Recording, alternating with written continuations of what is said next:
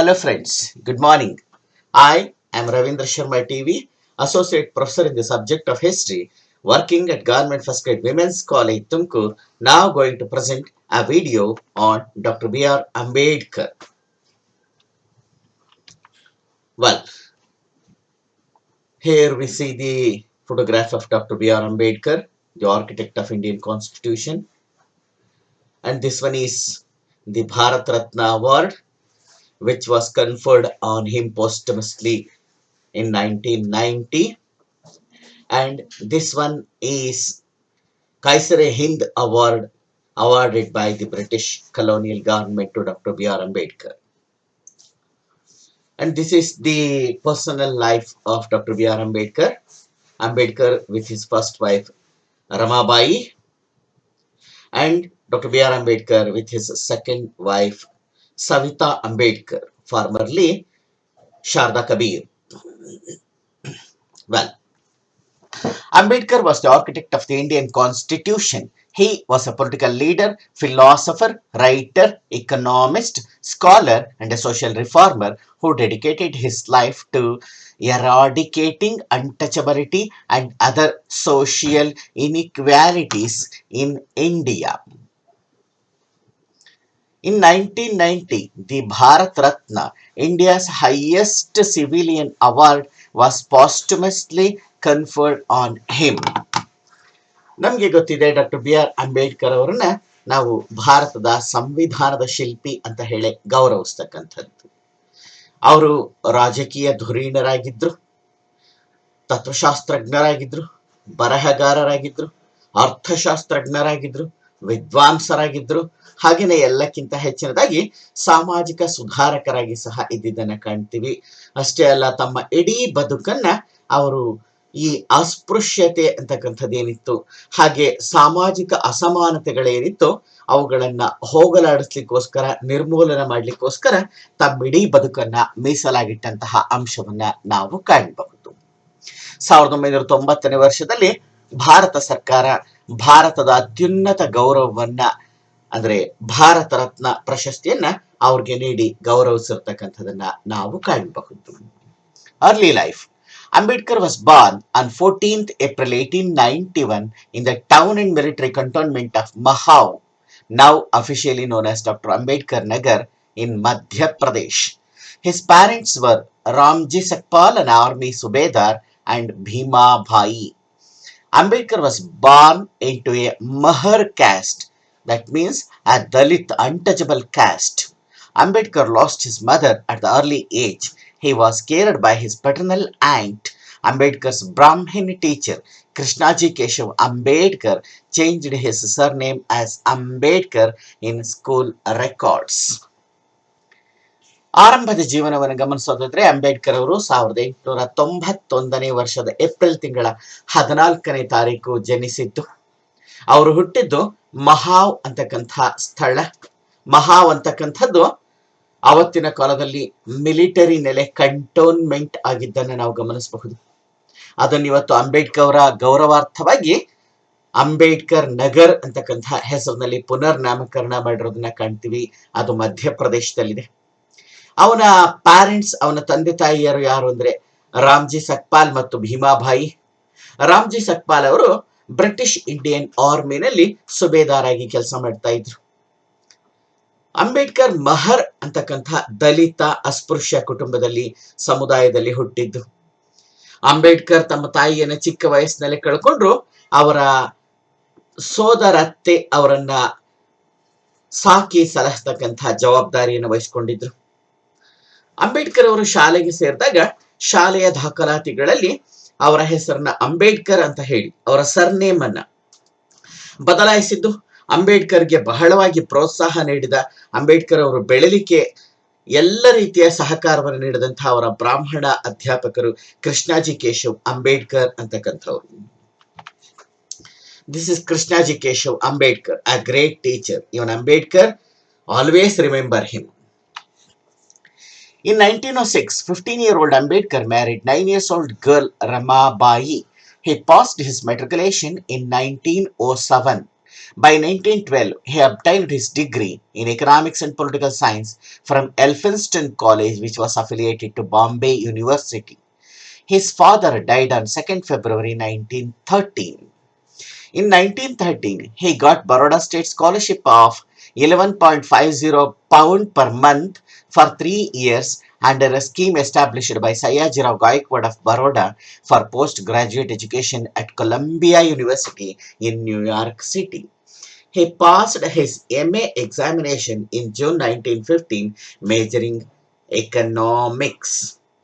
ಅಂಬೇಡ್ಕರ್ ಅವರು 1906ನೇ ವರ್ಷದಲ್ಲಿ, ಅಂದ್ರೆ ತಮ್ಮ 15ನೇ ವರ್ಷದಲ್ಲಿ 9 ವರ್ಷದ ರಮಾಬಾಯಿ ಅಂತಕ್ಕಂತಹ ಹುಡುಗಿಯನ್ನ ವಿವಾಹವಾದರು. ಅವತ್ತಿನ ಕಾಲದಲ್ಲಿ ಬಾಲ್ಯ ವಿವಾಹ ಅಂತಕ್ಕಂಥದ್ದು ಸಾಮಾಜಿಕವಾದಂತಹ ಒಂದು ನಿಯಮವೇ ಆಗಿದ್ದನ್ನ ಗಮನಿಸ್ತೀವಿ. ಅಂಬೇಡ್ಕರ್ ಅವರು ತಮ್ಮ ಮೆಟ್ರಿಕ್ಯುಲೇಷನ್ ಅಂದ್ರೆ ಇವತ್ತಿನ SSLCಗೆ ಸಮವಾದ ಪರೀಕ್ಷೆಯನ್ನು ಮುಗಿಸಿದ್ದು 1907ರಲ್ಲಿ. 1912ನೇ ವರ್ಷದಲ್ಲಿ ಅಂಬೇಡ್ಕರ್ ಅವರು ಬೊಂಬಾಯಿನಲ್ಲಿ ಇರತಕ್ಕಂತಹ ಎಲ್ಫಿನ್ಸ್ಟನ್ ಕಾಲೇಜ್, ಅದು ಬೊಂಬಾಯಿ ಯೂನಿವರ್ಸಿಟಿಗೆ ಸೇರಿರ್ತಕ್ಕಂಥದ್ದು, ಅಫಿಲಿಯೇಟ್ ಆಗಿರ್ತಕ್ಕಂಥದ್ದು.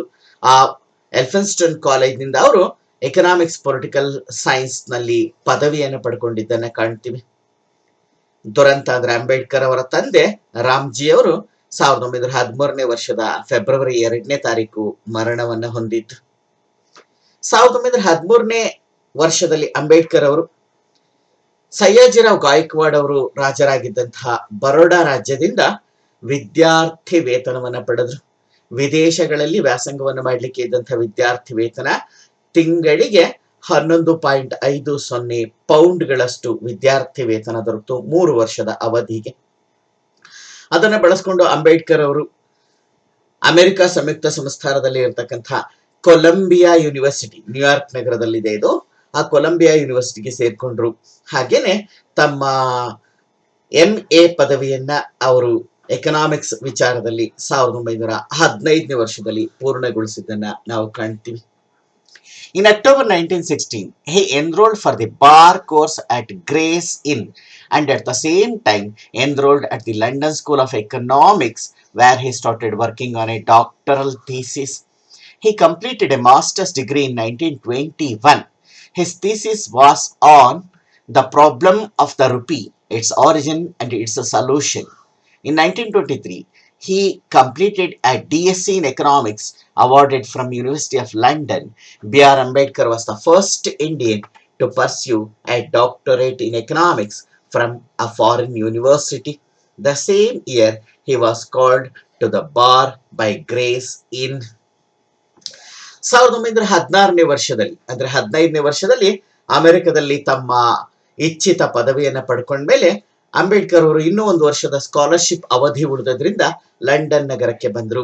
ಅಲ್ಲಿ ಇರ್ತಕ್ಕಂಥ ಗ್ರೇಸ್ ಇನ್ ಅಂತಕ್ಕಂಥ ಕಾಲೇಜಿನಲ್ಲಿ ಕಾನೂನು ಪದವಿಗೋಸ್ಕರ ತಮ್ಮ ಹೆಸರನ್ನ ನೋಂದಾಯಿಸಿಕೊಂಡ್ರು.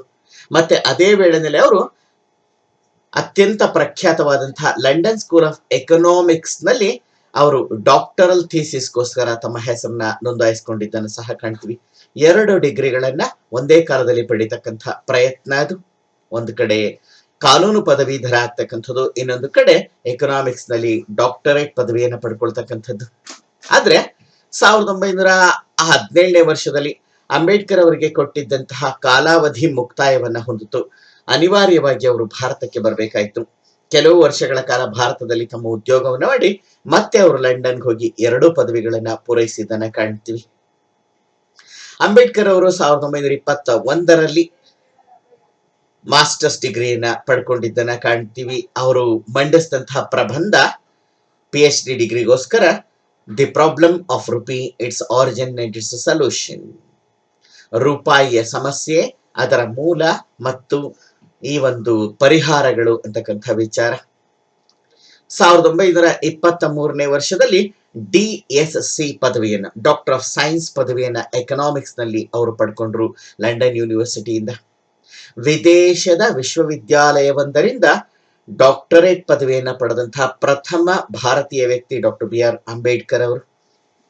ಹಾಗೇನೆ ಅದೇ ವರ್ಷ ಅಂಬೇಡ್ಕರ್ ಅವರು ಬಾರ್ ಅಟ್ ಲಾ ಪದವಿಯನ್ನು ಸಹ ಪಡ್ಕೊಂಡ್ರು ಗ್ರೇಸ್ ಇನ್ ಕಾಲೇಜ್ನಿಂದ, ಅಂದ್ರೆ 1923ನೇ ವರ್ಷದಲ್ಲಿ.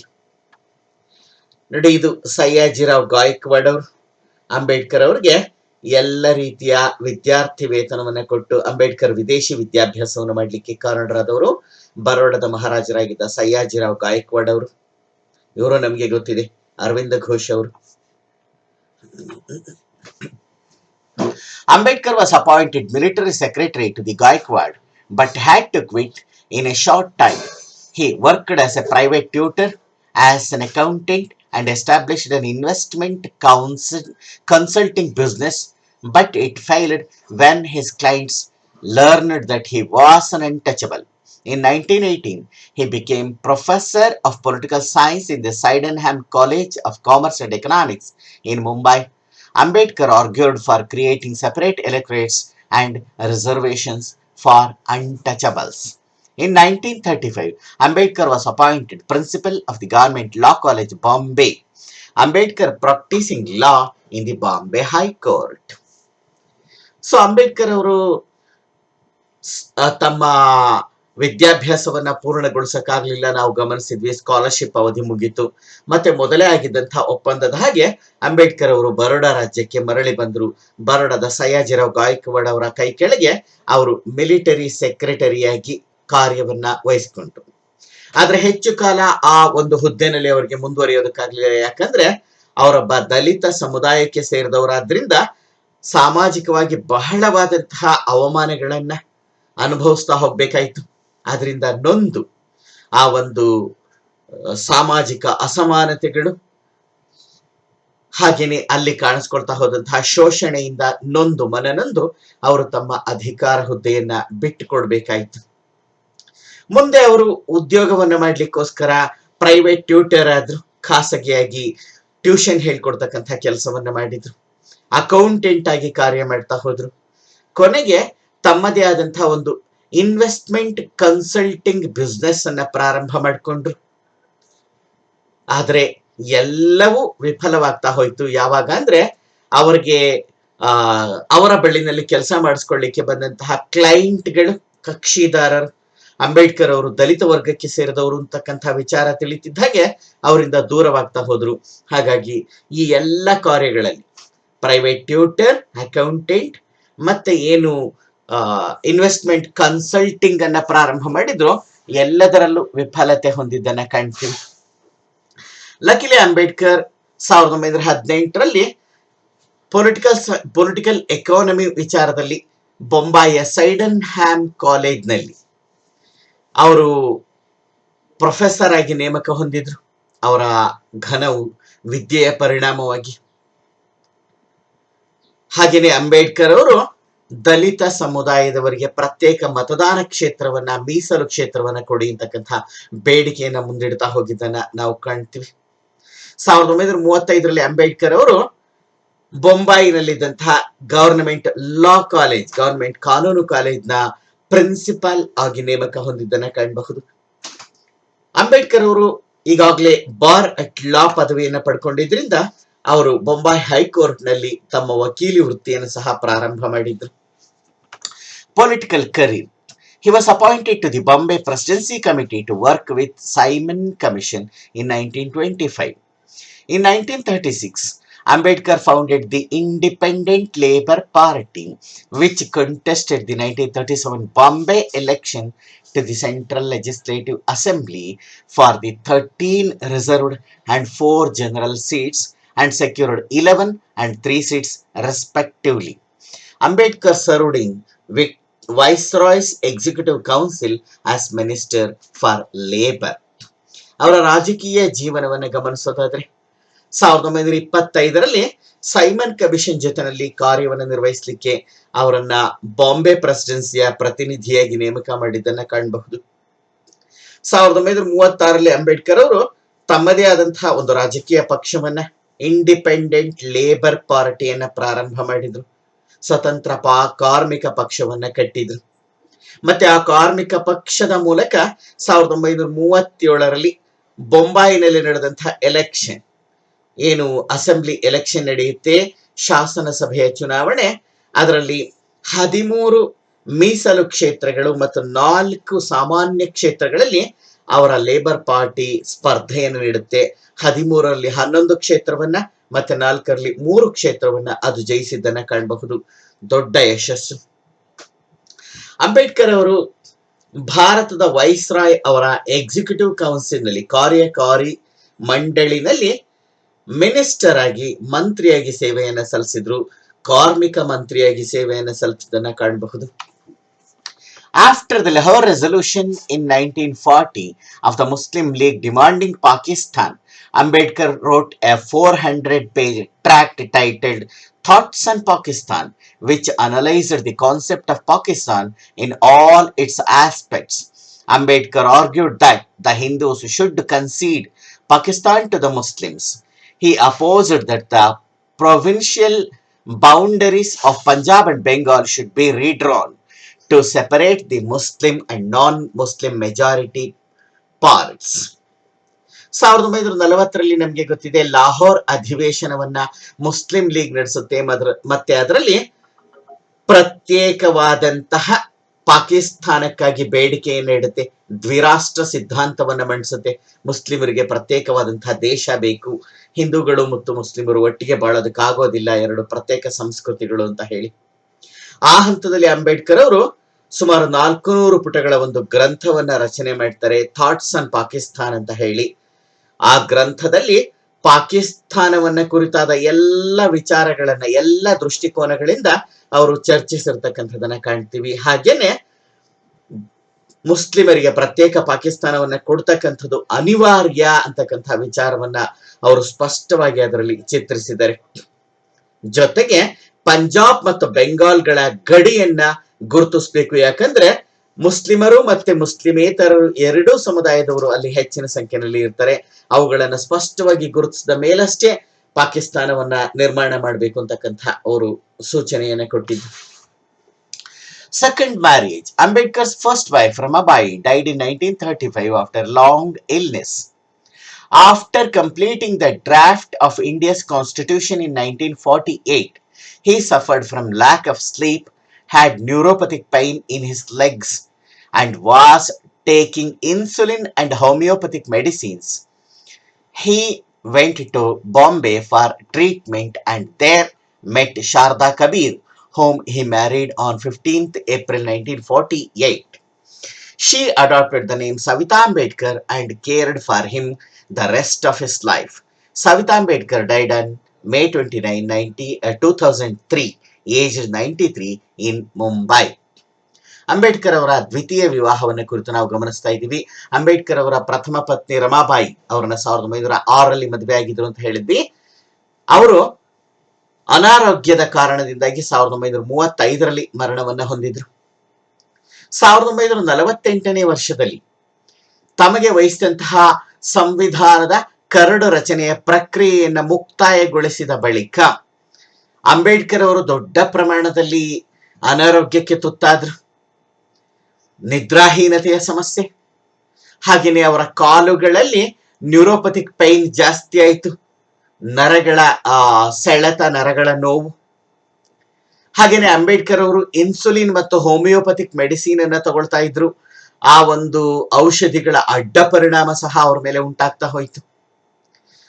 ಅವರು ಟ್ರೀಟ್ಮೆಂಟ್ಗೋಸ್ಕರ ಬೊಂಬಾಯಿಗೆ ಮರಳಿದ್ರು. ಮತ್ತೆ ಟ್ರೀಟ್ಮೆಂಟ್ ಅನ್ನ, ಔಷಧೋಪಚಾರವನ್ನ ತಗೊಳ್ತಕ್ಕಂಥ, ಚಿಕಿತ್ಸೆಯನ್ನು ಪಡ್ಕೊಳ್ತಕ್ಕಂಥ ಕಾಲದಲ್ಲಿ ಅಲ್ಲಿ ಕೆಲಸವನ್ನ ನಡೆಸ್ತಾ ಇದ್ದಂತಹ ಡಾಕ್ಟರ್ ಶಾರದಾ ಕಬೀರ್ ಅವರನ್ನ ಅವರು ಭೇಟಿ ಮಾಡಿದ್ರು. ಅಂತಿಮವಾಗಿ ಶಾರದಾ ಕಬೀರ್ ಅವರನ್ನ 1948ನೇ ವರ್ಷದ ಏಪ್ರಿಲ್ 15ನೇ ತಾರೀಕು Ambedkar ವಿವಾಹವಾದ್ರು.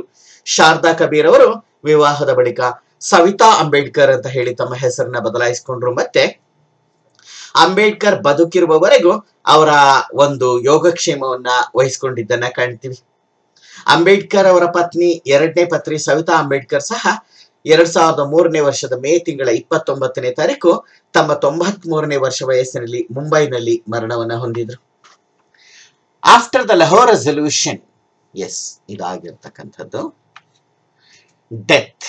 Since 1948, Ambedkar suffered from diabetes. He was bedridden from June to October 1954 due to medicinal side effects and poor eyesight. His health worsened during 1955. 3 days after completing his final manuscript, the Buddha and his Dhamma. Ambedkar died in his sleep on 6th December 1956 at his home in Delhi. ನಾವು ಗಮನಿಸಿದ್ವಿ, ಅಂಬೇಡ್ಕರ್ ಅವರು 1948ನೇ ವರ್ಷದಲ್ಲಿ ಭಾರತದ ಸಂವಿಧಾನದ curd ಪ್ರತಿಯನ್ನ ಪೂರ್ಣಗೊಳಿಸತಕ್ಕಂತಹ ಕೆಲಸವನ್ನ ಮಾಡಿದ್ರು. ಅಂಬೇಡ್ಕರ್ ಅವರ ಒಂದು ಸತತ ಪರಿಶ್ರಮದಿಂದಲೇ ಭಾರತೀಯ ಸಂವಿಧಾನ ರಚನೆಗೊಂಡದ್ದು. ಅನಂತರದಲ್ಲಿ ಅಂಬೇಡ್ಕರ್ ಅವರು ದೊಡ್ಡ ಪ್ರಮಾಣದಲ್ಲಿ ಆರೋಗ್ಯ ಸಮಸ್ಯೆಯನ್ನು ಎದುರಿಸ್ತಾ ಹೋದ್ರು. ಡಯಾಬಿಟಿಸ್ ಅಂತಕ್ಕಂಥದ್ದು ಈ ಒಂದು ಕಾಯಿಲೆ ಅಂಬೇಡ್ಕರ್ ಅವರಿಗೆ ವಿಪರೀತವಾಗಿ ಕಾಡೋದಕ್ಕೆ ಶುರುವಾಯಿತು, ಸಕ್ಕರೆ ಕಾಯಿಲೆ ಅಂತಕ್ಕಂಥದ್ದು. ಹಾಗೇನೆ ಅವರು 1954ನೇ ವರ್ಷದ ಜೂನ್ ನಿಂದ ಅಕ್ಟೋಬರ್ ತಿಂಗಳವರೆಗೆ ಅವರು ಅನಿವಾರ್ಯವಾಗಿ ತಮ್ಮ ಅನಾರೋಗ್ಯ ಉಲ್ಬಣವಾದದ್ರಿಂದ ಬೆಡ್ ರಿಡನ್ ಆಗಿದ್ದನ್ನ ನಾವು ಗಮನಿಸ್ತಾ ಹೋಗ್ತೀವಿ. ಮೆಡಿಸಿನಲ್ ಸೈಡ್ ಎಫೆಕ್ಟ್ ಹೆಚ್ಚಾಗ್ತಾ ಹೋಯ್ತು. ಕಣ್ಣಿನ ದೃಷ್ಟಿ ಸಾಮರ್ಥ್ಯ ತುಂಬಾ ಕುಗ್ತಾ ಹೋಗಿದ್ದನ್ನ ಕಾಣ್ತೀವಿ. ಅಂಬೇಡ್ಕರ್ ಅವರ ಆರೋಗ್ಯ 1955ರಲ್ಲಿ ಇನ್ನಷ್ಟು ವಿಷಮಿಸ್ತಾ ಹೋಯಿತು. 1956ನೇ ವರ್ಷದ ಡಿಸೆಂಬರ್ ತಿಂಗಳ 6ನೇ ತಾರೀಕು ತಮ್ಮ ಅಂತಿಮ ಗ್ರಂಥವನ್ನ ಕೈ ಬರಹದಲ್ಲಿ ಮೂಡಿಸಿದ್ದು ಬುದ್ಧ ಮತ್ತು ಅವನ ಧರ್ಮ ಅಂತಕ್ಕಂಥದ್ದು. ಅದನ್ನ ಬರೆದು ಮುಕ್ತಾಯಗೊಳಿಸಿದ 3 ದಿನಗಳ ಬಳಿಕ, ಅಂದ್ರೆ 1956 ಡಿಸೆಂಬರ್ 6ನೇ ತಾರೀಕು ಅಂಬೇಡ್ಕರ್ ಅವರು ನಿದ್ರೆನಲ್ಲೇ ತಮ್ಮ ಡೆಲ್ಲಿನಲ್ಲಿ ಇದ್ದಂತಹ ಮನೆಯಲ್ಲಿ ಅಸ್ತಂಗತರಾಗಿದ್ದನ್ನ ಕಾಣ್ತೀವಿ. A Buddhist cremation was organized at Dadar Chowpatty Beach, now called Chaitanya Bhumi, in Mumbai on 7th December, attended by 500,000 grieving people. His message to his followers was educate, agitate, organize. Ambedkar ಅವರ ಮೃತದೇಹವನ್ನ ಬೊಂಬಾಯಿಗೆ ತಂದ್ರು ದೆಹಲಿಯಿಂದ. ಮತ್ತೆ ಬೊಂಬಾಯಿನಲ್ಲಿ ಇರ್ತಕ್ಕಂಥ Chowpatty beach ನಲ್ಲಿ, ದಾದರ್ನಲ್ಲಿ ಇರ್ತಕ್ಕಂಥ Chowpatty beach ನಲ್ಲಿ ಬೌದ್ಧ ರೀತಿಯಲ್ಲಿ ಅಂಬೇಡ್ಕರ್ ಅವರ ಅಂತ್ಯ ಸಂಸ್ಕಾರವನ್ನ ಮಾಡಿದ್ರು. ಆ ಜಾಗವನ್ನ ಇವತ್ತು ಚೈತ್ಯ ಭೂಮಿ ಅಂತ ಹೇಳಿ ಕರಿತೀವಿ. ಅಲ್ಲೊಂದು ಸ್ತೂಪವನ್ನು ಸಹ ನಿರ್ಮಾಣ ಮಾಡಿರ್ತಕ್ಕಂಥದನ್ನ ಕಾಣಬಹುದು. 1956ನೇ ಡಿಸೆಂಬರ್ 7ನೇ ತಾರೀಕು ಅಂಬೇಡ್ಕರ್ ಅವರ ಅಂತ್ಯ ಸಂಸ್ಕಾರವನ್ನ ಮಾಡಿದ್ದು. 500,000 ಜನ, 5 ಲಕ್ಷ ಜನ ಅಂಬೇಡ್ಕರ್ ಅವರ ಈ ಒಂದು ಅಂತಿಮ ಯಾತ್ರೆಯಲ್ಲಿ ಪಾಲ್ಗೊಂಡಿದ್ದನ್ನ ಕಾಣಬಹುದು. ಅಂಬೇಡ್ಕರ್ ಅವರು ಕೊಟ್ಟಂತಹ ಸಂದೇಶ ಅಂತ ಹೇಳಿದ್ರೆ ಶಿಕ್ಷಣ, ಹೋರಾಟ, ಸಂಘಟನೆ. Educate, agitate, organise. ಅಂಬೇಡ್ಕರ್ ಅವರ ಗ್ರಂಥಗಳು ಇವು: caste in India, the annihilation of caste, the Buddha and his Dhamma, riddles in Hinduism, waiting for visa, a 20-page autobiography of Dr. B.R. Ambedkar, essays on untouchables and untouchability, the evolution of provincial finance in British India, the untouchables, who were they and why they became untouchables, Buddha and Karl Marx, Pakistan or the partition of India, the Pali grammar, etc. We already know that Ambedkar's thesis for his doctoral degree was the problem of rupee, its origin and its solution. ನೋಡಿ ಎಷ್ಟೊಂದು ಗ್ರಂಥಗಳನ್ನು ರಚನೆ ಮಾಡಿದ್ದಾರೆ.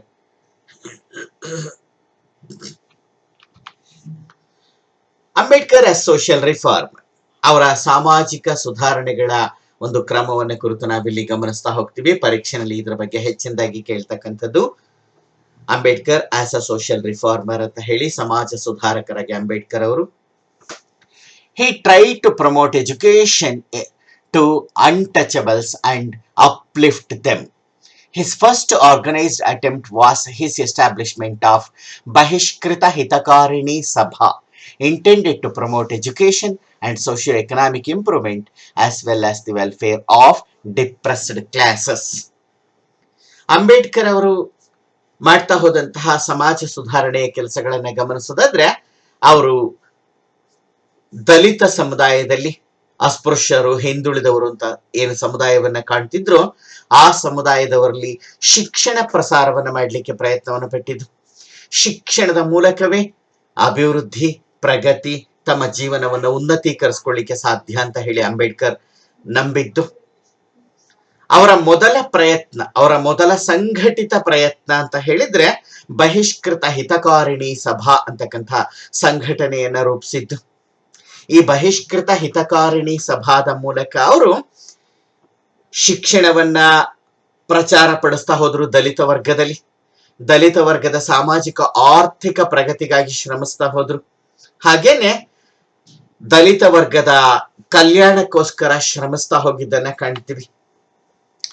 For the defence of Dalit rights he started many periodicals like Mooka Nayaka, a weekly, Janata, a weekly, and Bahishkrita Bharata. In late 1927, Ambedkar publicly condemned and burned copies of the ancient text Manusmriti. By 1927, Ambedkar had decided to launch active movements against untouchability. He also began a struggle for the right to enter Hindu temples. ನೋಡಿ, ಅಂಬೇಡ್ಕರ್ ಅವರು ದಲಿತರ ಹಕ್ಕುಗಳ ರಕ್ಷಣೆಗೋಸ್ಕರ ಹಲವಾರು ಪತ್ರಿಕೆಗಳನ್ನ ತರ್ತಾ ಹೋದ್ರು. ಮೂಕನಾಯಕ ಅಂತಕ್ಕಂಥದ್ದು ಒಂದು ವಾರ ಪತ್ರಿಕೆ, ಹಾಗೇನೆ ಜನತಾ ಅಂತಕ್ಕಂಥದ್ದು ಒಂದು ವಾರ ಪತ್ರಿಕೆ, ಬಹಿಷ್ಕೃತ ಭಾರತ ಅಂತಕ್ಕಂಥದ್ದು ಮತ್ತೊಂದು ಪತ್ರಿಕೆ. ಸೊ ಪತ್ರಕರ್ತರಾಗಿ, ಜರ್ನಲಿಸ್ಟ್ ಆಗಿ ಸಹ ಅಂಬೇಡ್ಕರ್ ಅವರು ಕಾರ್ಯನಿರ್ವಹಿಸಿರೋದನ್ನ ನಾವಿಲ್ಲಿ ಕಾಣ್ತೀವಿ. 1927 ನಂತರದಲ್ಲಿ ಅಂಬೇಡ್ಕರ್ ಅವರು ಈ ಒಂದು ದಲಿತರ ಹಕ್ಕುಗಳು ಹಿತರಕ್ಷಣೆಗೋಸ್ಕರ ಪ್ರಯತ್ನವನ್ನ ಪಡ್ತಾ ಹೋದ್ರು. ಅವರು ಸಾಮಾಜಿಕ ಅಸಮಾನತೆಯನ್ನ ಪ್ರಚಾರ ಪಡಿಸಿದಂತಹ, ವೈಭವೀಕರಿಸಿದಂತಹ ಮನುಸ್ಮೃತಿ ಅಂತಕ್ಕಂತಹ ಗ್ರಂಥವನ್ನ ಸಾರ್ವಜನಿಕವಾಗಿ ಸುಡತಕ್ಕಂತಹ ಕೆಲಸವನ್ನ ಮಾಡಿದ್ರು. 1927 ನಂತರದಲ್ಲಿ ಅಂಬೇಡ್ಕರ್ ಅವರು ಹಲವಾರು ಚಳುವಳಿಗಳನ್ನ ಪ್ರಾರಂಭ ಮಾಡ್ತಾ ಹೋದ್ರು. ಅದರಲ್ಲೂ ಅನ್ಟಚಬಿಲಿಟಿಯನ್ನ, ಅಸ್ಪೃಶ್ಯತೆಯನ್ನ ವೈಭವೀಕರಿಸ್ತಾ ಆಚರಿಸ್ತಾ ಇದ್ದಂತಹ ಆಚರಣೆಯ ವಿರುದ್ಧವಾಗಿ, ಪ್ರಮುಖವಾಗಿ ಹಿಂದೂ ದೇವಾಲಯಗಳ ಪ್ರವೇಶಕ್ಕೆ, ಕುಡಿಯುವ ನೀರಿನ ಒಂದು ಹಕ್ಕನ್ನ ಪ್ರತಿಷ್ಠಾಪನೆ ಮಾಡಿಕೊಳ್ಳಿಕ್ಕೆ ಹೋರಾಟವನ್ನ ಸಂಘಟನೆ ಮಾಡಿದ್ದನ್ನ ಕಾಣ್ತೀವಿ. ಮಹದ್ ಸತ್ಯಾಗ್ರಹ. He began public movements with Satyagraha in Mahad, which is in Raigad district of Maharashtra. On 20th March 1927, Dr. B.R. Ambedkar led the Mahad Satyagraha for untouchables, for claiming the right on fetching water from the chowder or public tank at Mahad. Dr. Ambedkar and his co-workers led a procession of 2,500 untouchables through main streets towards the chowder tank. Dr. Ambedkar took water from the tank and drank it. Others followed suit. Then everybody returned to the pendal. It was a peaceful protest. The Satyagraha failed after the upper caste Hindus filed a case against him that the tank was a public property. ನೋಡಿ, ಅಂಬೇಡ್ಕರ್ ಮಾಡಿದಂತಹ ಪ್ರಥಮ ಅತಿ ಪ್ರಮುಖ ಒಂದು ಸಂಘಟನಾತ್ಮಕ ಹೋರಾಟ ಇದು, ದಲಿತರ ಹಕ್ಕುಗಳ ರಕ್ಷಣೆಗೋಸ್ಕರವಾಗಿ.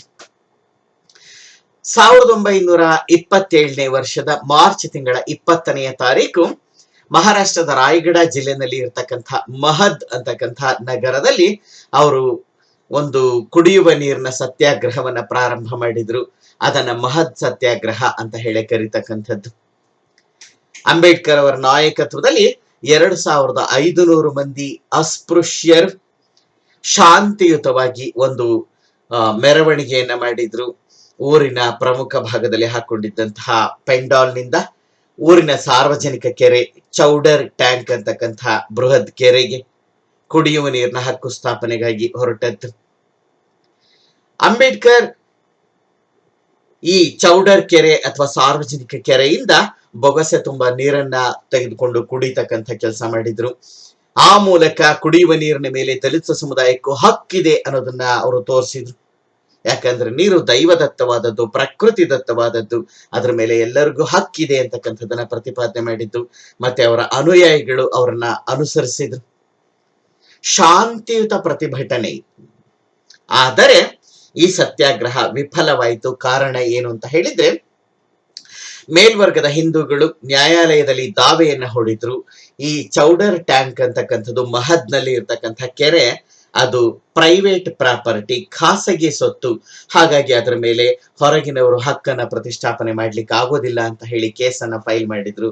ಹಾಗಾಗಿ ಈ ಚಳುವಳಿ ಅಂತಿಮವಾಗಿ ವಿಫಲವಾಯಿತು. ನೋಡಿ, ಚಿತ್ರದಲ್ಲಿ ನಾವು ಗಮನಿಸ್ತಾ ಇದ್ದೀವಿ, ಚೌಡರ್ ಕೆರೆಯಲ್ಲಿ ಅಂಬೇಡ್ಕರ್ ಅವರು ಬೊಗಸೆ ತುಂಬಾ ನೀರನ್ನು ತಗೊಂಡು ಕುಡಿತಾ ಇರತಕ್ಕಂಥದ್ದು, ಅವರ ಅನುಯಾಯಿಗಳು ಹಿಂದೆ ನಿಂತಿರ್ತಕ್ಕಂಥದ್ದು. ನೋಡಿ, ಇದೆ ಚೌಡರ್ ಕೆರೆ, ಬೃಹತ್ ಕೆರೆ, ಮಹದ್ ನಗರದಲ್ಲಿ ಇರ್ತಕ್ಕಂಥದ್ದು. ಎರಡನೇ ಪ್ರಮುಖ ಚಳವಳಿ ಟೆಂಪಲ್ ಮೂವ್ಮೆಂಟ್ ಅಂತಕ್ಕಂಥದ್ದು. ಇನ್ 1930 Ambedkar launched the temple movement. About 15,000 volunteers assembled at Kalarama temple in Nasik. When they reached the gates were closed by Brahmin authorities. After this incident, Ambedkar decided not to launch any such movements. ನೋಡಿ, ದೇವಾಲಯ ಪ್ರವೇಶಕ್ಕೋಸ್ಕರ ದೇವರು ಎಲ್ಲರಿಗೂ ಒಂದೇ ಅಂತಕ್ಕಂಥ ನಂಬಿಕೆ ಹಿನ್ನೆಲೆಯಲ್ಲಿ ದೇವಸ್ಥಾನಗಳಿಗೆ ದಲಿತರ ಪ್ರವೇಶವನ್ನ ಖಚಿತಪಡಿಸ್ಲಿಕ್ಕೋಸ್ಕರ, ಆ ಹಕ್ಕನ್ನು ಪ್ರತಿಷ್ಠಾಪನೆ ಮಾಡ್ಲಿಕ್ಕೋಸ್ಕರ 1930ನೇ ವರ್ಷದಲ್ಲಿ ಅಂಬೇಡ್ಕರ್ ಅವರು 15,000 ಅನುಯಾಯಿಗಳ ಜೊತೆಯಲ್ಲಿ ನಾಸಿಕ್ನ ಕಲರಾಮ ದೇವಸ್ಥಾನವನ್ನ ಪ್ರವೇಶ ಮಾಡಲಿಕ್ಕೆ ಅವರು ಮೆರವಣಿಗೆಯಲ್ಲಿ ಹೊರಟರು. ಅವರು ದೇವಾಲಯದ ಪ್ರಮುಖ ಗೇಟ್ ಅನ್ನ ತಲುಪುವ ವೇಳೆಗೆ ಬ್ರಾಹ್ಮಣ ಅಧಿಕಾರಿಗಳು ಗೇಟ್ ಅನ್ನ ಕ್ಲೋಸ್ ಮಾಡಿದ್ರು, ದೇವಾಲಯ ಪ್ರವೇಶಕ್ಕೆ ನಿರಾಕರಣೆಯನ್ನು ಮಾಡಿದ್ರು. ಇದಾದ್ಮೇಲೆ ಅಂಬೇಡ್ಕರ್ ಅವರು ಮತ್ತೆ ಇಂಥ ಪ್ರಯತ್ನವನ್ನ ಯಾವತ್ತೂ ಮಾಡಲಿಲ್ಲ, ಕೈ ಬಿಟ್ರು. ದೇವರು ದೇವತೆಗಳ ಒಂದು ಹಂಗೆ ನಮ್ಗೆ ಬೇಡ ಅಂತ ಹೇಳಿ ಅವರು ತೀರ್ಮಾನವನ್ನ ಮಾಡಿದ್ದು. ಇದೇ ಪ್ರಸಿದ್ಧ ನಾಸಿಕ್ನಲ್ಲಿ ಇರ್ತಕ್ಕಂತಹ ಕಲರಾಮ ದೇವಸ್ಥಾನ.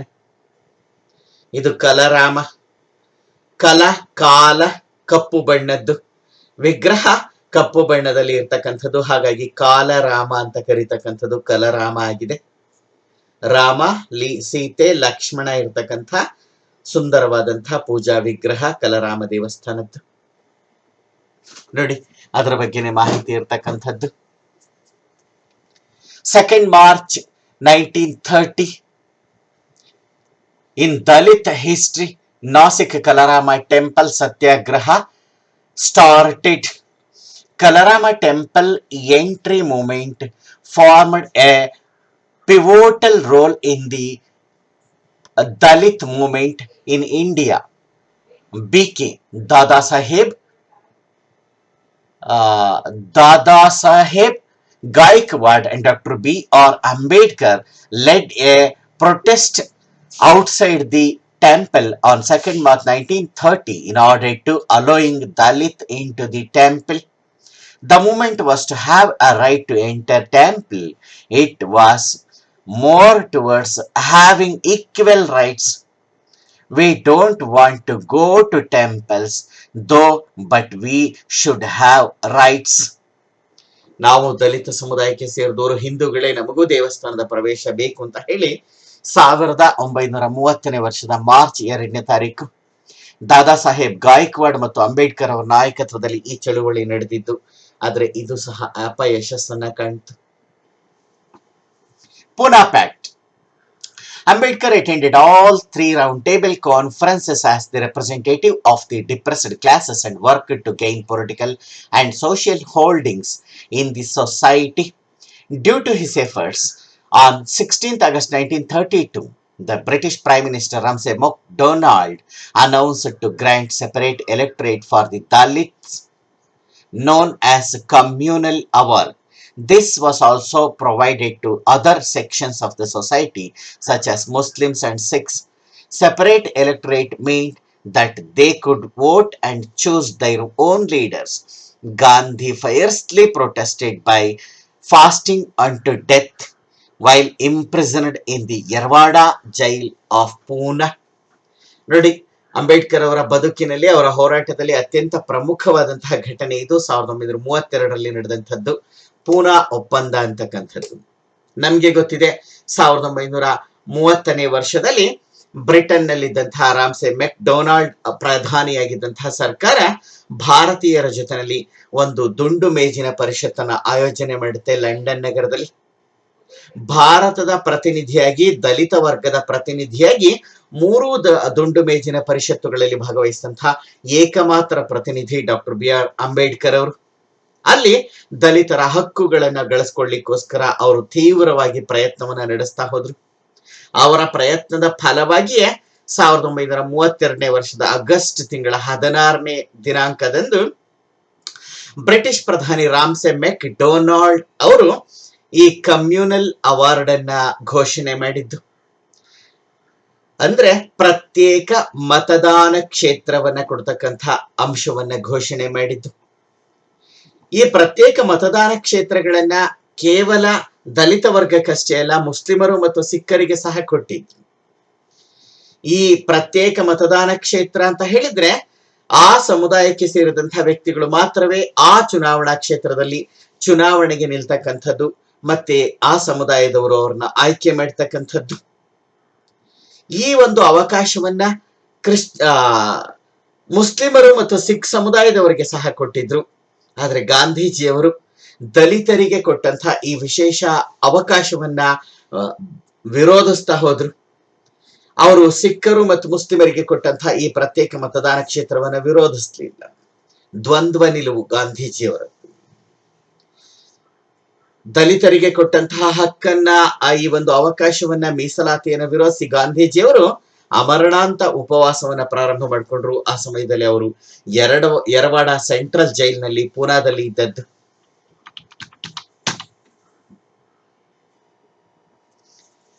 Following the fast on 25th September 1932, the agreement, the Pune Pact, was signed between Ambedkar and Madana Mohana Malaviya.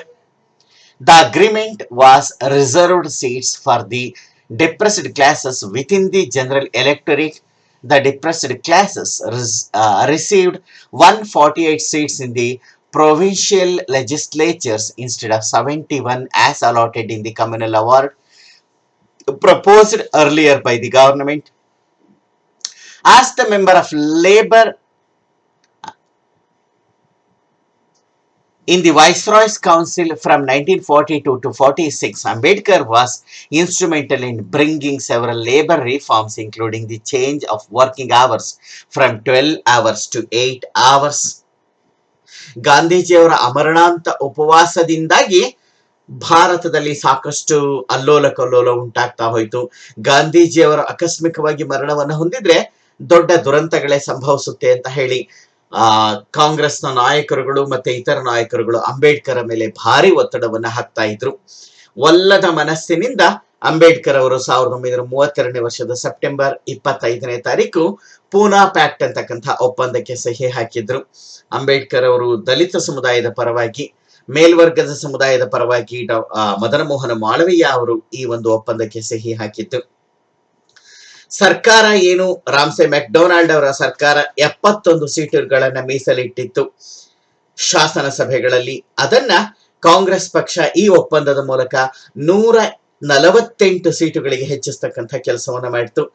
General ಎಲೆಕ್ಟರೇಟ್ ನಲ್ಲೇ ಅವ್ರಿಗೆ ಅವಕಾಶವನ್ನು ಮಾಡಿಕೊಡ್ತೀವಿ, ನಿಮಗೆ 148 ಸ್ಥಾನಗಳಲ್ಲಿ ನಾವು ಸ್ಪರ್ಧೆಗೆ ಅವಕಾಶವನ್ನ ಕೊಡ್ತೀವಿ ಅಂತ ಹೇಳಿ ಅಂಬೇಡ್ಕರ್ ಮನಸ್ಸನ್ನ ಒಲಿಸಿದ್ದು. ಒಲ್ಲದ ಮನಸ್ಸಿನಿಂದಲೇ ಅಂಬೇಡ್ಕರ್ ಇದಕ್ಕೆ ಸಹಿ ಮಾಡಿದ್ದು.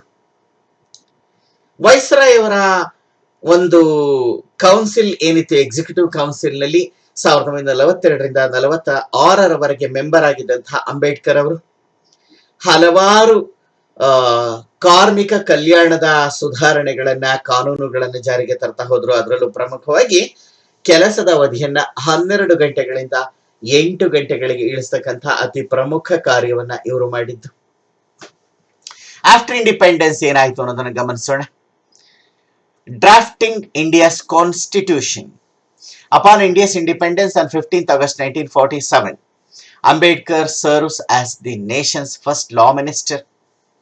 On 29th August 1947, he was appointed as the chairman of the drafting committee of the Constituent Assembly.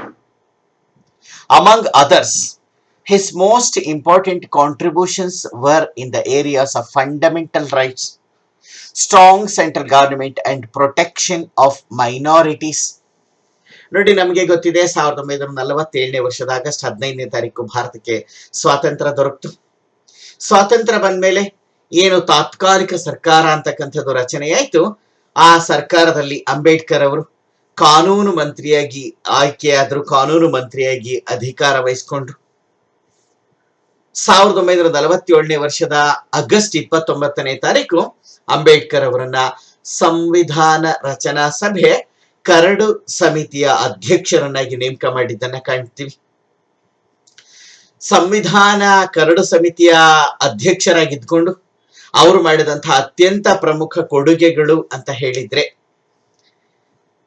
Fundamental rights ಬಗ್ಗೆ ಒಂದು ಪ್ರಮುಖವಾದಂತಹ ತೀರ್ಮಾನವನ್ನ ಕೈಗೊಂಡಿದ್ದು, ಮೂಲಭೂತ ಹಕ್ಕುಗಳನ್ನ ನಮ್ಮ ಸಂವಿಧಾನದಲ್ಲಿ ಸೇರಿಸ್ತಕ್ಕಂತಹ ಕೆಲಸವನ್ನ ಮಾಡಿದ್ದು, ಜೊತೆಗೆ ಬಲಿಷ್ಠ ಕೇಂದ್ರ ಸರ್ಕಾರ ಅಸ್ತಿತ್ವಕ್ಕೆ ಬರೋ ಹಾಗೆ ಮಾಡಿದ್ದನ್ನ ನಾವು ಕಾಣ್ತೀವಿ. ಮತ್ತೆ ಈ ಒಂದು ಮೈನಾರಿಟೀಸ್ ಏನಿದ್ರು ಅವರ ಹಕ್ಕುಗಳ ರಕ್ಷಣೆಗೋಸ್ಕರ ಕಾರ್ಯವನ್ನ ನಿರ್ವಹಿಸ್ತಾ ಹೋದದ್ದು. ಪ್ರೊಟೆಕ್ಷನ್ ಆಫ್ ಮೈನಾರಿಟೀಸ್, ಅಲ್ಪಸಂಖ್ಯಾತರ ರಕ್ಷಣೆಗೆ ಕಾರ್ಯ ಕೈಗೊಂಡಿದ್ದು. ನೋಡಿ, ಇದು ಸಂವಿಧಾನ ರಚನೆಯ ಕರಡು ಸಮಿತಿಯ ಒಂದು ಚಿತ್ರಣ. ಡಾಕ್ಟರ್ BR ಅಂಬೇಡ್ಕರ್ ಅವರಿದ್ದಾರೆ, ಸೈಯದ್ ಸಾದುಲ್ಲಾ ಇದ್ದಾರೆ, ಹಾಗೇನೆ ಇಲ್ಲಿರ್ತಕ್ಕಂಥದ್ದು ಕನ್ನಡಿಗರಾದಂತಹ ಬೆನಗಲ್ ನರಸಿಂಗರಾವ್ ಅವರು.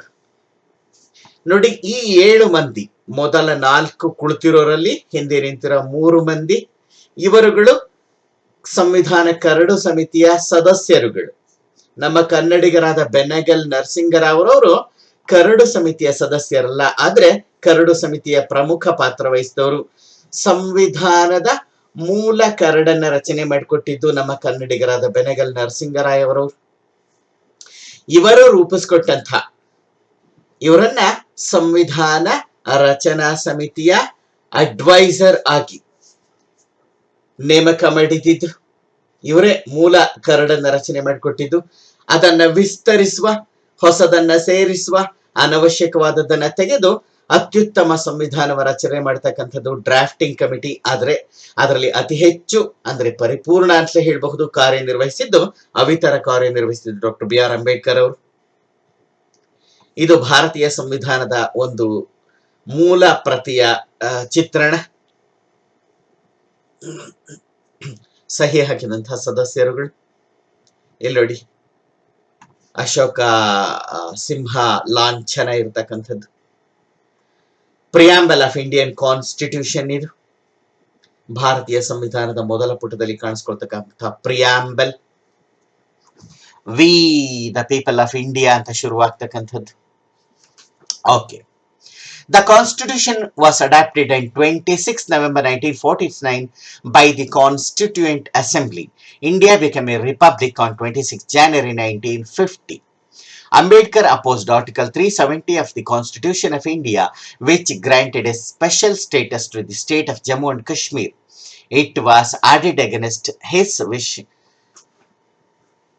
Our Constitution was handwritten by Shri Prem Behari Raizada, who took 6 months and used 254 various nibs to write the Constitution. ನೋಡಿ, ಭಾರತದ ಸಂವಿಧಾನ ಏನು ಕರಡು ಪ್ರತಿಯನ್ನ ರಚನೆ ಮಾಡಿದ್ರು, ಅದು ಸಂವಿಧಾನ ರಚನಾ ಸಭೆಯಲ್ಲಿ ಪೂರ್ಣವಾಗಿ ಚರ್ಚೆಗೊಂಡು ಅಂತಿಮವಾಗಿ 1949ನೇ ವರ್ಷದ ನವೆಂಬರ್ 26ನೇ ತಾರೀಕು ಸಂವಿಧಾನ ರಚನಾ ಸಭೆ ಸಂವಿಧಾನವನ್ನ ಅಂಗೀಕಾರ ಮಾಡಿತು. ಆದ್ರೆ ಅದನ್ನ ಐತಿಹಾಸಿಕ ದಿನವಾದಂತಹ ಜನವರಿ 26ನೇ ತಾರೀಕು 1950ನೇ ವರ್ಷದ ಜನವರಿ 26ನೇ ತಾರೀಕು ಅಸ್ತಿತ್ವಕ್ಕೆ ತರ್ತಕ್ಕಂಥ ಕೆಲಸ ಮಾಡಿತ್ತು. ಹಾಗಾಗಿ ಭಾರತ 1950ನೇ ವರ್ಷದ ಜನವರಿ ತಿಂಗಳ 26ನೇ ತಾರೀಕು ಗಣರಾಜ್ಯವಾಗಿ, ಹೊಸ ಸಂವಿಧಾನವನ್ನ ಅಳವಡಿಸಿಕೊಂಡಂತಹ ಗಣರಾಜ್ಯವಾಗಿ ಮಾರ್ಪಡ್ತು.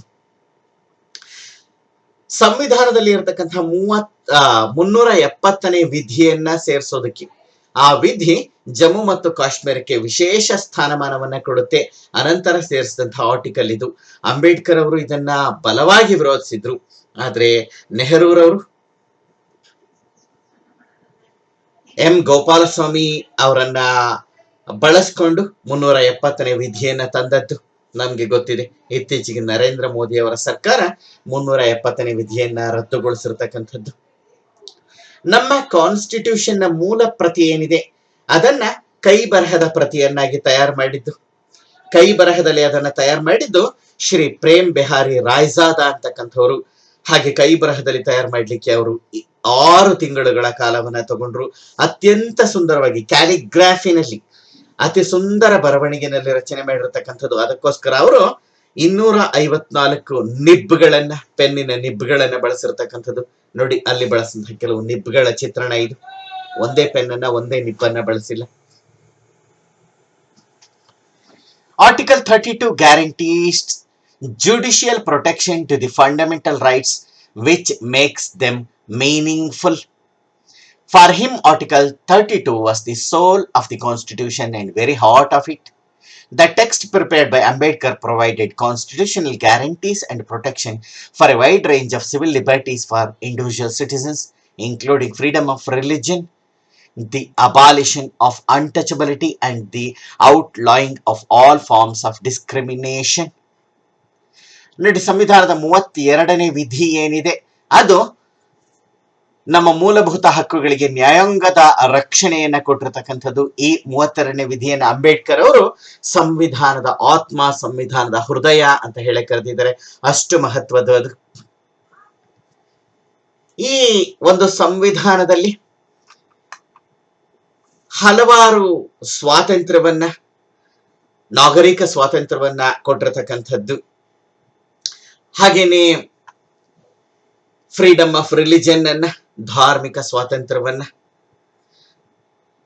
ಈ ಒಂದು ಅನ್ಟಚಬಿಲಿಟಿಯನ್ನ, ಅಸ್ಪೃಶ್ಯತೆಯನ್ನ ರದ್ದುಗೊಳಿಸ್ತಕ್ಕಂಥ ಒಂದು ಕಾನೂನನ್ನು ರೂಪಿಸಿರ್ತಕ್ಕಂಥದ್ದು.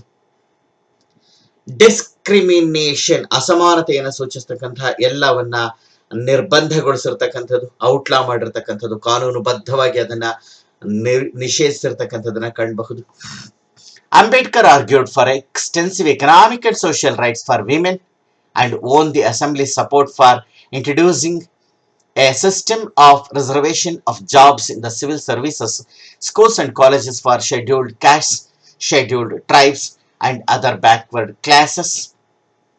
ಅಂಬೇಡ್ಕರ್ ಅವರು ಮಹಿಳೆಯರಿಗೆ ಆರ್ಥಿಕ ಮತ್ತು ಸಾಮಾಜಿಕ ಹಕ್ಕುಗಳನ್ನ ಪ್ರತಿಪಾದನೆ ಮಾಡಿರತಕ್ಕಂಥದ್ದನ್ನ ಕಾಣ್ತೀವಿ. ಹಾಗೇನೆ ರಿಸರ್ವೇಶನ್ ಜಾಬ್ಸ್ ನಲ್ಲಿ, ಸರ್ಕಾರಿ ಉದ್ಯೋಗಗಳಲ್ಲಿ, ಸ್ಕೂಲ್ಗಳಲ್ಲಿ, ಕಾಲೇಜ್ಗಳಲ್ಲಿ, ಶೈಕ್ಷಣಿಕ ಸಂಸ್ಥೆಗಳಲ್ಲಿ ದಲಿತ ಸಮುದಾಯದವರಿಗೆ ಮೀಸಲಾತಿಯನ್ನು ಒದಗಿಸ್ಕೊಡೋದಕ್ಕೆ ಒಂದು ಶಾಸನ ಸಭೆಯ ಅನುಮೋದನೆಯನ್ನ ಪಡ್ಕೊಳ್ಳೋದ್ರಲ್ಲೂ ಯಶಸ್ವಿಯಾಗಿದ್ದನ್ನ ಕಾಣ್ತಾ ಹೋಗ್ತೀವಿ. ಕೇವಲ ದಲಿತ ಸಮುದಾಯದವರಿಗೆಲ್ಲ, ಹಿಂದುಳಿದ ವರ್ಗಗಳಿಗೆ ಸಹ ಈ ಒಂದು ಮೀಸಲಾತಿಯ ಸೌಲಭ್ಯವನ್ನು ಅಂಬೇಡ್ಕರ್ ಅವರು ಕಲ್ಪಿಸಿಕೊಟ್ರು. ಮಹಿಳೆಯರಿಗೆ ಆರ್ಥಿಕ ಅಭಿವೃದ್ಧಿಯನ್ನು ಹೊಂದೋದಕ್ಕೆ ಅವಕಾಶವನ್ನ ಕೊಡಬೇಕು, ಅದಕ್ಕೋಸ್ಕರ ಹಕ್ಕುಗಳನ್ನ, ಸಮಾನ ಹಕ್ಕುಗಳನ್ನ ಒದಗಿಸ್ಕೊಟ್ರು ಅಂಬೇಡ್ಕರ್ ಅವರು. ಹಾಗೇನೆ ಅಂಬೇಡ್ಕರ್ ಅವರು ಯೂನಿಫಾರ್ಮ್ ಸಿವಿಲ್ ಕೋಡ್ ಅನ್ನ, ಭಾರತದಾದ್ಯಂತ ಒಂದೇ ರೀತಿಯ ನಾಗರಿಕ ಕಾನೂನುಗಳನ್ನು ಜಾರಿಗೆ ತರಬೇಕು ಅಂತ ಹೇಳಿ ಬಹಳವಾಗಿ ಒತ್ತಾಯಿಸಿದ್ರು. ಆದ್ರೆ ಅದನ್ನ ಸರ್ಕಾರ ಒಪ್ಕೊಳ್ಳಿಲ್ಲ. In 1951, Ambedkar established the Finance Commission of India. He opposed income tax for low-income groups. He contributed in land revenue tax and excise duty policies to stabilize the economy. He played an important role in land reforms and the state economic development. He advocated birth control to develop the Indian economy. ಭಾರತದ ಆರ್ಥಿಕತೆಯನ್ನು ಸುಧಾರಿಸೋದಕ್ಕೆ ಅವರು ಮಾಡಿದಂತಹ ಪ್ರಯತ್ನವನ್ನು ಗಮನಿಸ್ತಾ ಇದ್ದೀವಿ. ಅವರ ಪ್ರಯತ್ನದಿಂದಾಗಿ 1951ನೇ ವರ್ಷದಲ್ಲಿ finance commission of India ಅಂತಕ್ಕಂಥದ್ದು ಅಸ್ತಿತ್ವಕ್ಕೆ ಬಂತು. ಆರ್ಥಿಕ ಸಮಿತಿ, ಭಾರತೀಯ ಆರ್ಥಿಕ ಮಂಡಳಿ. ಅವರು ಕೆಳ ಹಂತದ ಆದಾಯದ ಗುಂಪುಗಳಿಗೆ ಆದಾಯ ತೆರಿಗೆಯನ್ನು ಹಾಕೋದನ್ನ ವಿರೋಧಿಸಿದ್ದನ್ನ ಕಾಣಬಹುದು. ಹಾಗೇನೆ ಲ್ಯಾಂಡ್ ರೆವಿನ್ಯೂ, ಲ್ಯಾಂಡ್ ಟ್ಯಾಕ್ಸ್ ಏನಿದೆ, ಭೂ ಕಂದಾಯ, ಅದರ ಸುಧಾರಣೆಗೆ ಅವರು ಪ್ರಯತ್ನವನ್ನು ಪಟ್ಟಿದ್ದನ್ನ ಕಾಣ್ತಾ ಹೋಗ್ತೀವಿ. ಆರ್ಥಿಕ ಸ್ಥಿತಿ ಉತ್ತಮವಾಗಬೇಕು ಅಂದ್ರೆ ಭೂ ಕಂದಾಯದ ಸುಧಾರಣೆ ಆಗ್ಬೇಕು, ಮತ್ತೆ ಎಕ್ಸೈಸ್ ಡ್ಯೂಟಿ ಪಾಲಿಸಿ ಸುಧಾರಣೆ ಆಗ್ಬೇಕು ಅಂತ ಹೇಳಿದ್ರು. ಅಂಬೇಡ್ಕರ್ ಅವರು ಭಾರತ ಆರ್ಥಿಕವಾಗಿ ಅಭಿವೃದ್ಧಿಯನ್ನ ಹೊಂದಬೇಕು ಅಂತ ಹೇಳಿದ್ರೆ ಜನಸಂಖ್ಯಾ ನಿಯಂತ್ರಣದ ಕಾನೂನನ್ನು ಜಾರಿಗೆ ತರಬೇಕು ಅಂತ ಹೇಳಿ ಬಯಸಿದ್ರು. He advocated industrialization of economy to allow these agricultural labors to be more used elsewhere. Ambedkar resigned from the cabinet in 1951 when Parliament stalled his draft of the Hindu Code Bill, which sought to enshrine gender equality in the laws of inheritance and marriage. ಆರ್ಥಿಕತೆಯನ್ನ ವಾಣಿಜ್ಯೀಕರಣಗೊಳಿಸಬೇಕು ಅಂತ ಹೇಳಿ industrialisation ಕೈಗಾರಿಕೀಕರಣಗೊಳಿಸಬೇಕು, ಕೃಷಿಯನ್ನ ಕೈಗಾರಿಕೆಯ ಸ್ಥಾನಮಾನಕ್ಕೆ ನಿಲ್ಲಿಸಬೇಕು ಅಂತ ಅಂಬೇಡ್ಕರ್ ಬಯಸಿದ್ರು. 1951ನೇ ವರ್ಷದಲ್ಲಿ ಅಂಬೇಡ್ಕರ್ ಅವರು ತಮ್ಮ ಮಂತ್ರಿ ಪದವಿಗೆ ರಾಜೀನಾಮೆಯನ್ನು ಕೊಟ್ಟರು. ಯಾಕಂದ್ರೆ ಭಾರತದ ಪಾರ್ಲಿಮೆಂಟ್ ಅವರು ರೂಪಿಸಿದಂತಹ ಮಹಿಳೆಯರಿಗೆ ಒಂದು ಆಸ್ತಿಯ ಹಕ್ಕನ್ನ, ವಂಶ ಪಾರಂಪರ್ಯ ಆಸ್ತಿಯ ಹಕ್ಕನ್ನ ಕೊಡ್ತಕ್ಕಂಥದ್ದು, ಮತ್ತೆ ವಿವಾಹದ ಹಕ್ಕನ್ನ, ಸಮಾನತೆ ಹಕ್ಕನ್ನ ಕೊಡ್ತಕ್ಕಂಥ ಕಾನೂನನ್ನ, ಹಿಂದೂ ಕೋಡ್ ಬಿಲ್ ಅನ್ನ ಅವರು ರೂಪಿಸಿದ್ದನ್ನ ಭಾರತದ ಕೇಂದ್ರ ಶಾಸನ ಸಭೆ ತಡೆ ಹಿಡಿದಾಗ ಮನನೊಂದು ಅವರು ತಮ್ಮ ಮಂತ್ರಿ ಪದವಿಗೆ ರಾಜೀನಾಮೆಯನ್ನ ಕೊಟ್ಟರು.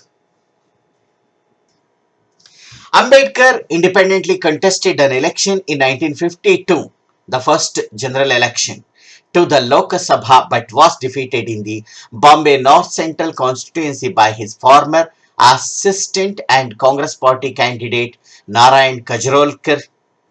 He tried to enter Lok Sabha again in the by-election of 1954 from Bandra, but he placed third, the Congress party own. He was appointed to Rajya Sabha in March 1952 and would remain as a member till death. ನೋಡಿ, ಅಂಬೇಡ್ಕರ್ ಅವರ ರಾಜಕೀಯ ಬದುಕನ್ನ ನಾವಿಲ್ಲಿ ಗಮನಿಸ್ತಾ ಇದ್ವಿ.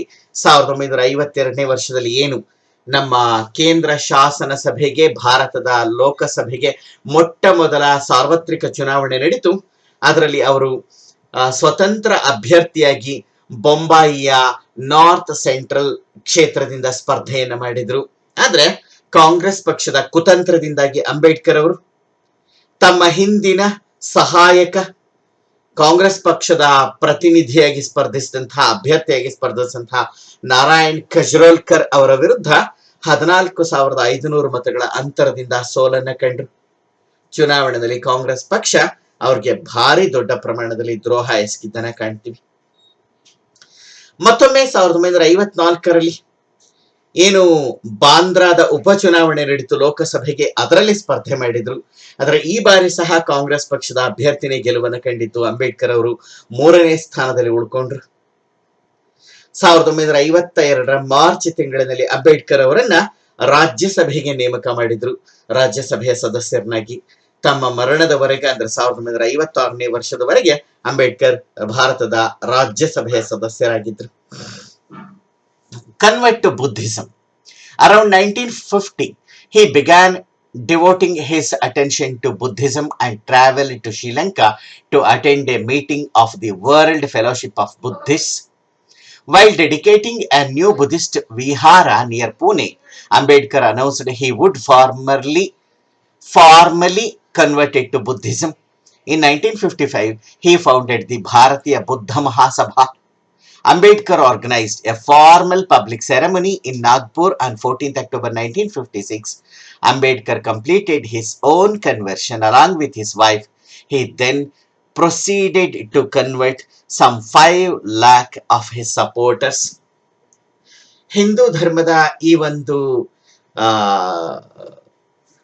ಜಾತೀಯ ವ್ಯವಸ್ಥೆಯಿಂದ ಸಂಪೂರ್ಣವಾಗಿ ಮನನೊಂದು ಬೇಸತ್ತಂತಹ ಅಂಬೇಡ್ಕರ್ ಅವರು 1950ರ ನಂತರದಲ್ಲಿ ಬೌದ್ಧ ಧರ್ಮದ ಕಡೆಗೆ ಆಕರ್ಷಿತರಾಗ್ತಾ ಹೋದ್ರು. ಸಮಾನತೆಯನ್ನ ಸಾರುವ ಬೌದ್ಧ ಧರ್ಮವನ್ನ ಕುರಿತು ಆಳವಾಗಿ ಅಭ್ಯಾಸವನ್ನ ಮಾಡ್ತಾ ಹೋದ್ರು. ಹಾಗೇನೆ ಶ್ರೀಲಂಕಾದಲ್ಲಿ ನಡೆದಂತಹ ಒಂದು ಬೌದ್ಧ ಸಮ್ಮೇಳನದಲ್ಲಿ, ವರ್ಲ್ಡ್ ಬುದ್ಧಿಸ್ಟ್ ಫೆಲೋಶಿಪ್ ನಲ್ಲಿ ಅವರು ಭಾಗವಹಿಸಿದ್ದನ್ನ ಕಾಣ್ತೀವಿ. 1955ನೇ ವರ್ಷದಲ್ಲಿ ಅವರು ಭಾರತೀಯ ಬುದ್ಧ ಮಹಾಸಭಾವನ್ನ ಸ್ಥಾಪನೆ ಮಾಡಿದ್ರು.